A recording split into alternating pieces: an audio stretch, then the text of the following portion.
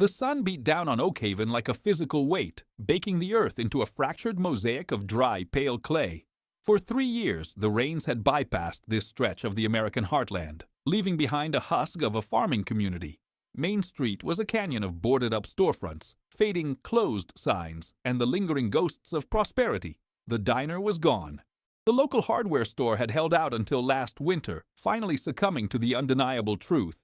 You cannot sell seed and fertilizer to men whose fields have turned to dust. Oakhaven was dying, and Valley National Bank was the vulture circling overhead. Headquartered 300 miles away in a skyline of glass and steel, the bank operated with the cold, frictionless efficiency of a machine. They didn't see generational struggle. They saw negative equity. They didn't see calloused hands or tear-stained kitchen tables. They saw non-performing assets and overdue notices. And the sharpest cog in that foreclosure machine was Julian Vane. Julian Vane was 32, possessed an Ivy League pedigree, and wore bespoke Italian suits that cost more than a used combine harvester. He was a man who understood algorithms, risk assessment, and profit margins.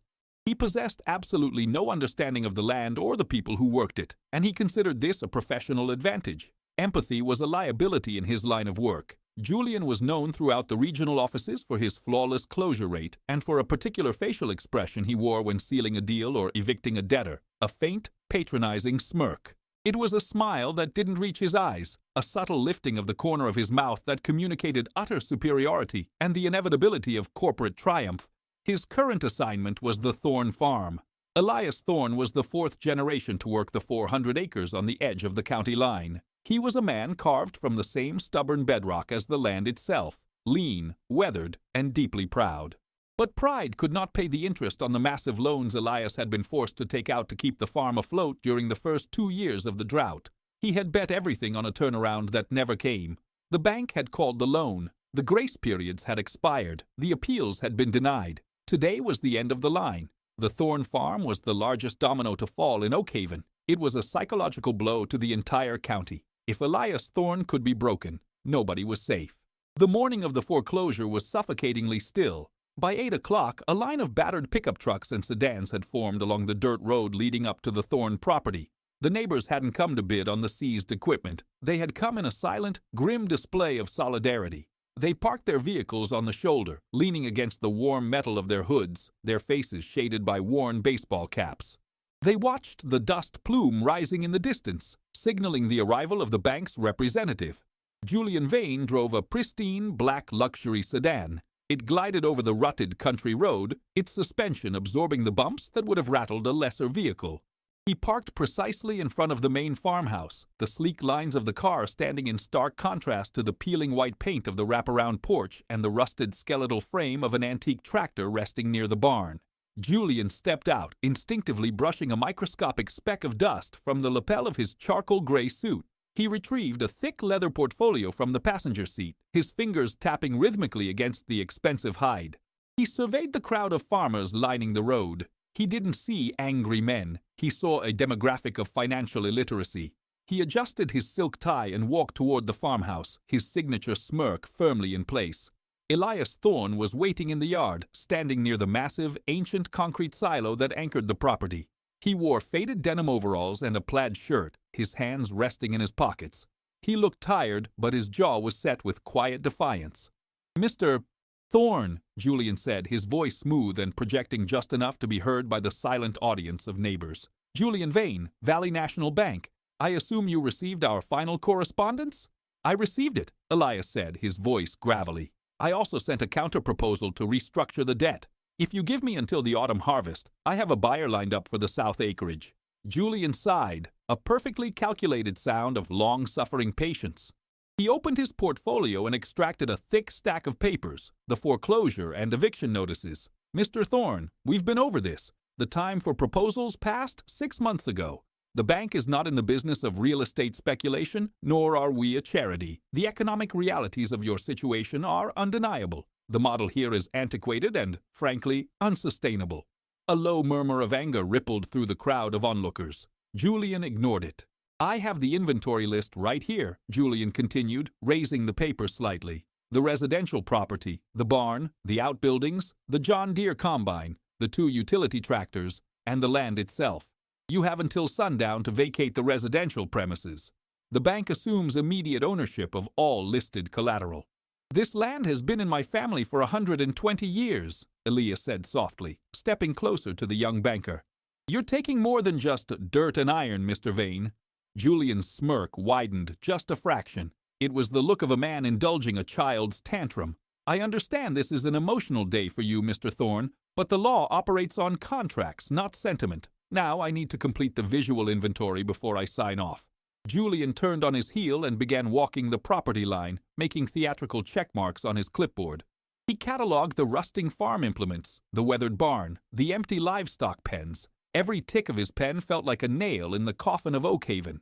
Finally, Julian circled back toward the center of the yard, his eyes falling on the massive concrete structure casting a long shadow over the dry earth. "And this," Julian said, gesturing vaguely toward the towering cylinder with his pen. "The silo. It's listed on the original survey, though God knows why. It looks structurally unsound. Massive vertical cracking. Frankly, it's a liability. I suppose the bank will have to swallow the demolition costs before we can parcel out the land." Elias looked at the silo. It was an anomaly. While most silos in the county were made of modern corrugated steel or glazed brick, this one was a poured concrete monolith, built by his eccentric great-grandfather during the tail end of the Great Depression. It hadn't been used to store grain since Elias was a boy.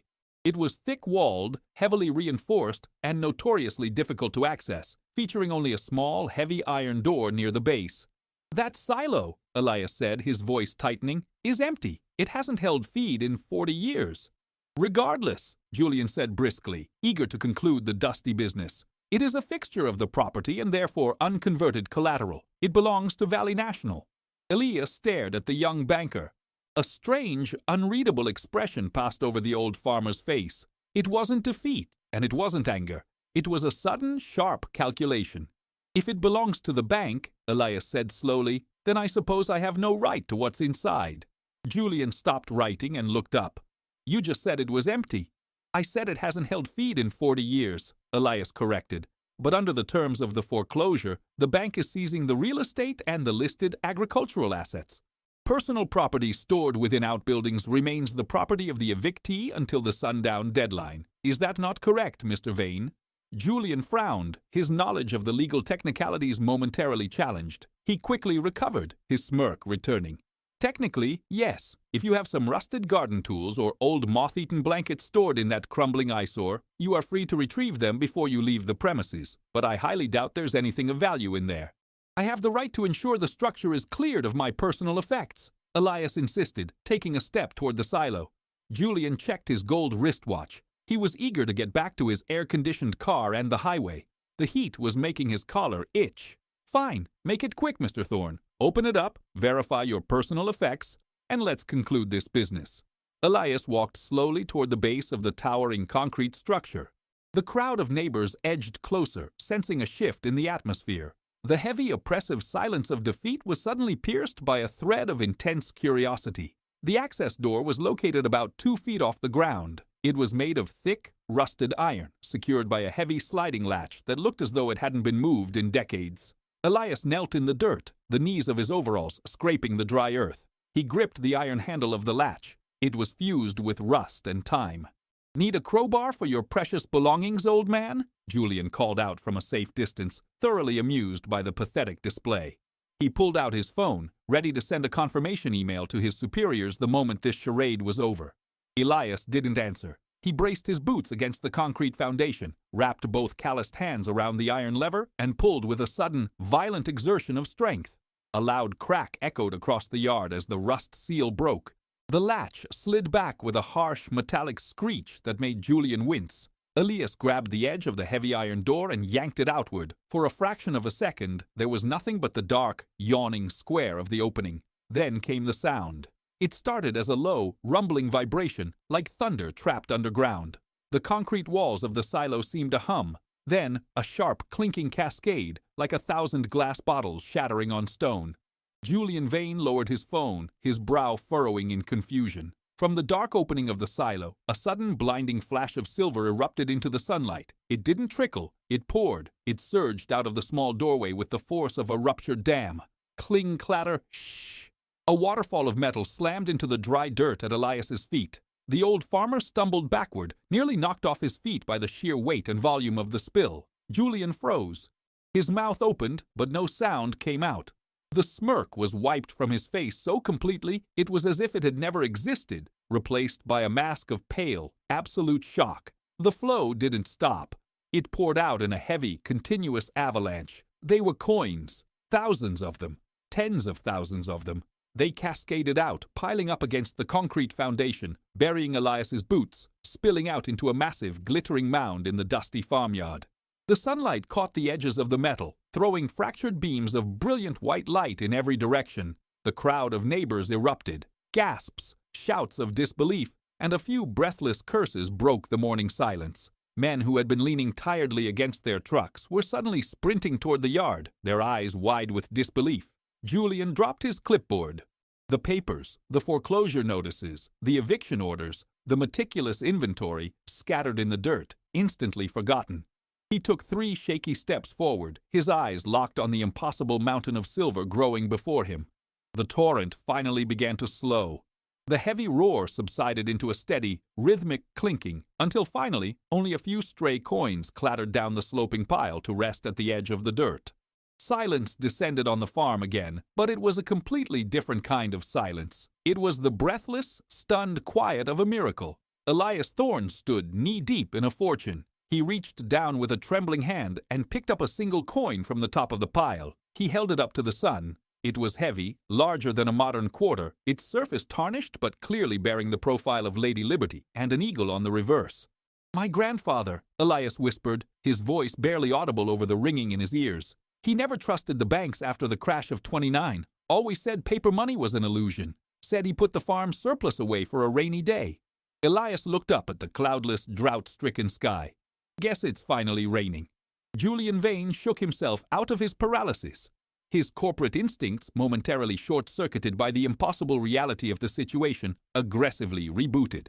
He saw the sheer volume of the hoard. His mind, trained to calculate value, instantly recognized that the pile before him was worth exponentially more than the dirt farm it sat upon. "Wait!" Julian shouted, his voice cracking, shedding all of its polished veneer. He lunged forward, pointing a trembling finger at the silver mound. That is bank property! The silo is unconverted collateral. Everything inside it belongs to Valley National Bank." Elias slowly lowered the silver dollar. He looked at Julian, seeing the raw, naked greed that had replaced the arrogant smirk. "You just said it yourself, Mr. Vane," Elias said, his voice finding its strength, echoing across the silent crowd. "You said I had the right to retrieve my personal property stored in the outbuildings before sundown. You mocked me for it, but you authorized it." "That doesn't apply to a hidden cache of assets," Julian yelled, stepping closer, his expensive shoes scuffing against the scattered silver coins. "You hid this. This is fraud. This property is seized, and this money goes toward your outstanding debt. Any surplus belongs to the bank as penalty and interest." Before Julian could take another step toward the silo, a shadow fell over him. Big Jim Lawson, a neighboring dairy farmer who had lost his own herd to the bank 3 months prior, stepped directly in front of Julian. Jim was a massive man, wearing a grease-stained mechanic's shirt, his arms crossed over his broad chest. "You heard Elias," Jim said, his voice a low, dangerous rumble. "Personal property. He's retrieving it." Julian tried to step around him. "Move aside. You are interfering with a legal foreclosure proceeding." Another man stepped up beside Jim, then another. Within seconds, the silent, observing crowd of neighbors had surged forward. They didn't shout. They didn't raise their fists. They simply formed a solid, unyielding human wall between Julian Vane and the Thorne family's silver. Julian stopped dead. He was completely surrounded by 30 hard-eyed, desperate men and women who had nothing left to lose and who had just witnessed a miracle. The power dynamic of the entire morning, of the entire last 3 years, had evaporated in the span of 60 seconds. "This is illegal," Julian stammered, backing away slightly as the wall of farmers took a unified step forward. "I'm calling the sheriff. I'm calling the state police." "You do that, son," Elias said from behind the barricade of his friends, his boots still buried in silver. "You tell the sheriff to get out here. Tell him you gave me permission to empty my grandfather's silo. We'll let the judge decide who owns this." Julian Vane scrambled backward, nearly tripping over his own discarded clipboard. He practically ran to his luxury sedan, his hands shaking so violently he could barely unlock the door. He threw himself into the driver's seat, slammed the door shut, and locked it. He fumbled for his phone, his chest heaving as he dialed the emergency number for the bank's regional legal department.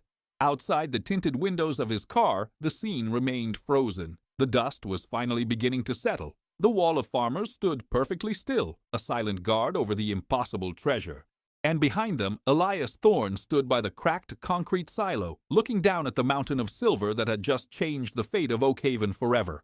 By noon, the dusty stretch of road leading to the Thorne farm looked less like a foreclosure site and more like the staging ground for a small militia. The flashing red and blue lights of 3 county sheriff cruisers cut through the heat haze, but the deputies who emerged did not draw their weapons or bark orders. Sheriff Tom Becker, a man who had gone to high school with Elias Thorne, took one look at the human wall of farmers, another look at the pale, sweating Julian Vane locked inside his luxury sedan, and finally a long, stunned look at the mountain of silver catching the midday sun. Becker didn't arrest anyone. Instead, he called the district judge. Judge Harrison Miller was a pragmatist who understood the letter of the law, but also the explosive potential of a desperate town. Within 2 hours, he had issued an emergency injunction. The foreclosure was temporarily halted. The property, and specifically the silo and its contents, were placed under the protective custody of the court until ownership could be legally determined. Deputies established a hard perimeter, wrapping yellow police tape around the base of the cracking concrete monolith. Julian Vane was escorted off the property, not as a conquering corporate executive, but as a man fleeing a riot he had accidentally incited. He drove back to the city with his AC blasting, yet his silk shirt was drenched in cold sweat. He knew, with the terrifying clarity of a man watching a train bear down on him, that his career was hanging by a very thin, very frayed thread. The next morning the counting began. Under the watchful eyes of armed guards, court-appointed auditors, and a bewildered Elias Thorne, a team of numismatic experts from Chicago arrived. They had expected a hoard of melted-down silver bars, or perhaps a collection of standard circulated junk silver. What they found beneath the dust of 70 years stopped the breath in their chests. The silo had not simply been a storage bin. It was a heavily reinforced, climate-controlled vault masquerading as an agricultural fixture. Elias's great-grandfather, a man terrified by the bank runs of the Great Depression and deeply distrustful of Roosevelt's gold recall, had systematically liquidated his considerable assets and traded them for hard currency. The experts began sorting the cascade. They found canvas bags, long rotted away, that had held thousands of pristine, uncirculated Morgan and Peace silver dollars. Entire stacks bore the coveted CC mint mark of Carson City. But the true shock came when they cleared the initial avalanche of silver and breached the inner cavity of the silo's false floor. There, stacked like cordwood, were heavy iron lockboxes. Inside them lay the gold. Hundreds of perfectly preserved St. Gaudens double eagles, $20 gold pieces minted before 1933. The sheer weight of the precious metals was staggering, but their numismatic value, their worth to collectors and historians, was astronomical. By the end of the week, the preliminary appraisal was filed with the court. The useless rubble inside the abandoned silo was conservatively valued at over $180 million. The news broke like a thunderclap across the nation. Suddenly, Oakhaven was no longer a forgotten, dying dot on the map. It was the center of the American news cycle. Satellite trucks clogged Main Street. Reporters thrust microphones into the faces of bewildered farmers at the local gas station. The story had everything: a struggling heartland community, a ruthless megabank, a hidden treasure, and a standoff in the dust.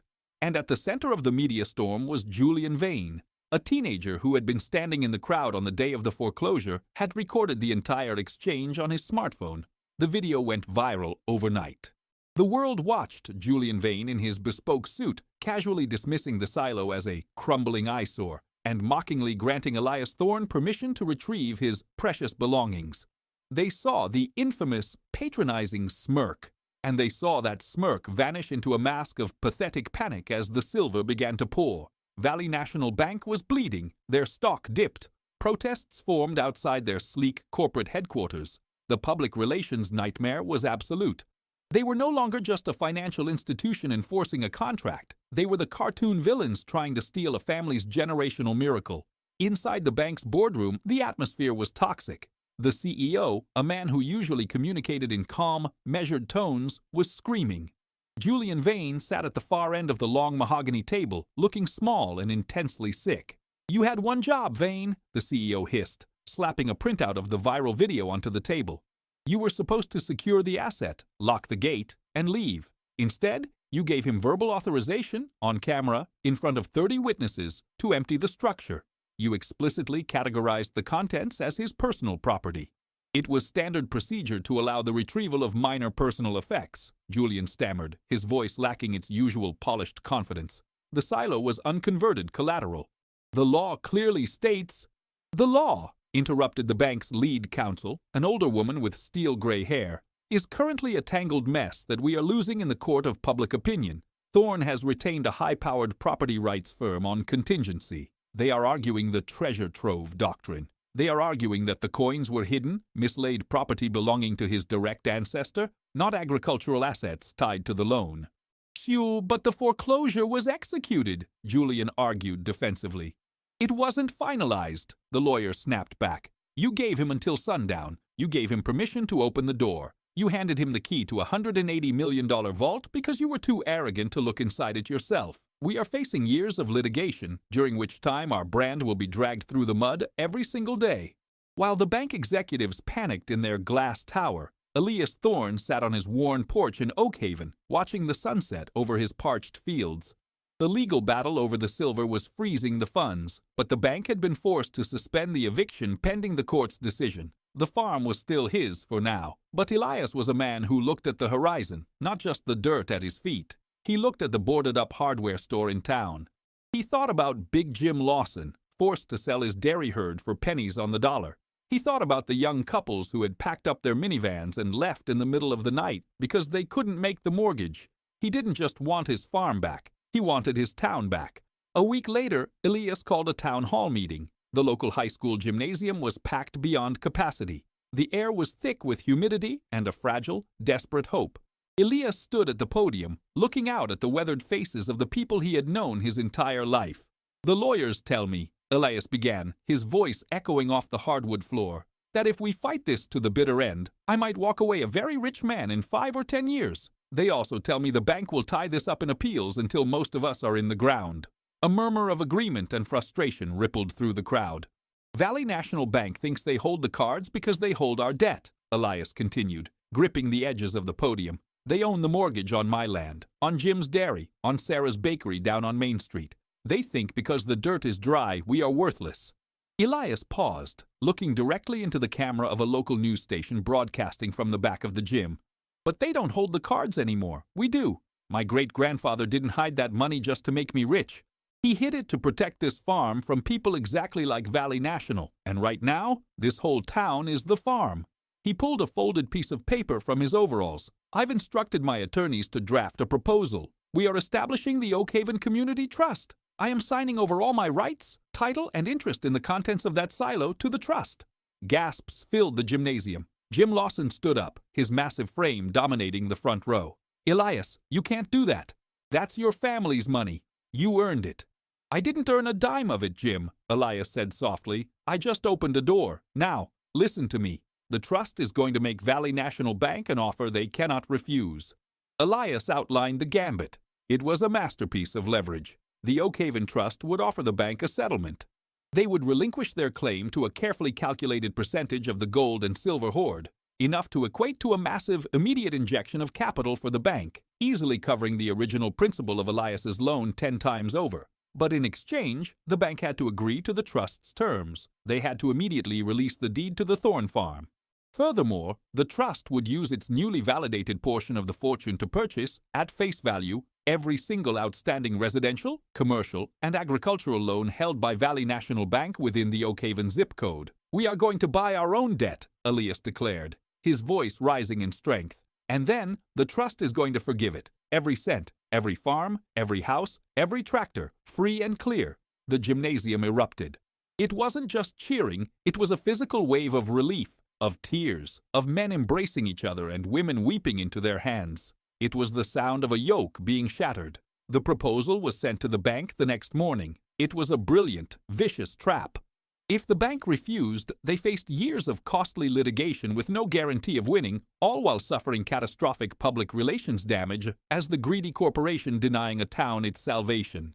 If they accepted, they lost the long-term interest on the Oakhaven loans and a massive chunk of the treasure, but they instantly cleared tens of millions in toxic, non-performing assets from their books and escaped the PR nightmare with a guaranteed, massive cash windfall from their cut of the hoard.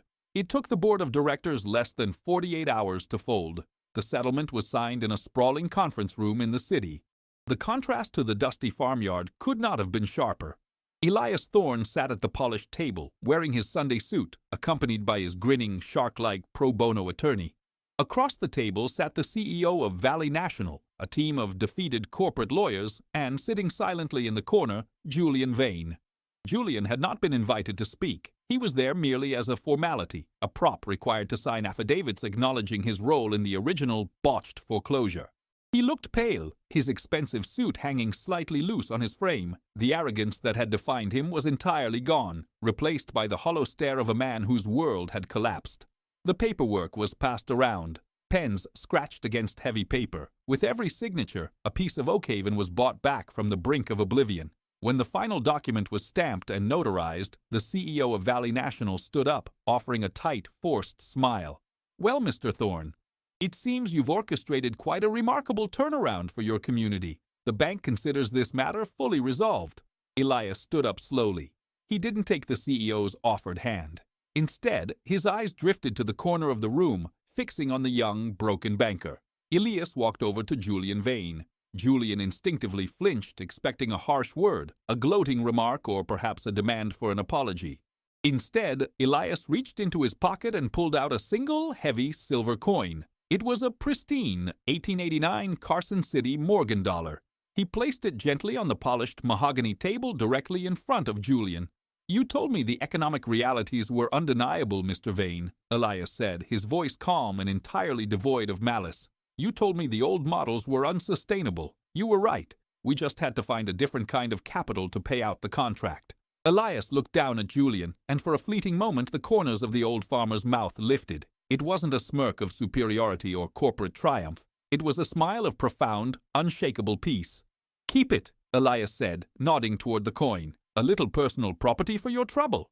Elias turned and walked out of the boardroom, leaving Julian Vane staring at the silver dollar, the heavy silence of the room pressing down on him.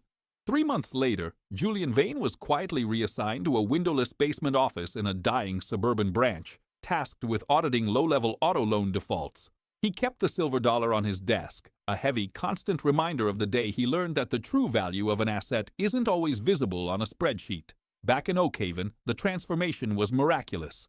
The drought had finally broken in late autumn, washing away the dust, but the real renewal came from the trust. With all bank debt wiped clean, the psychological weight lifted from the community. Main Street began to breathe again. The hardware store reopened, stocked with supplies purchased with zero-interest grants from the Oakhaven Trust. Farms modernized their irrigation systems. Young families stayed. The Thorne farm remained the anchor of the county. The old tractor was still there, but it was now a restored showpiece sitting next to a brand-new, state-of-the-art combine. And the towering concrete silo still stood in the center of the yard. It was empty now, the gold and silver having been transferred to high-security vaults to fund the town's future. But the heavy iron door at its base remained permanently open. The trust had paid for the cracks in the concrete to be stabilized, turning the structure into a monument. A small bronze plaque was bolted above the rusted latch. It didn't mention the millions of dollars or the legal battles. It simply read, "In memory of those who saved for a rainy day and the community that weathered the storm together."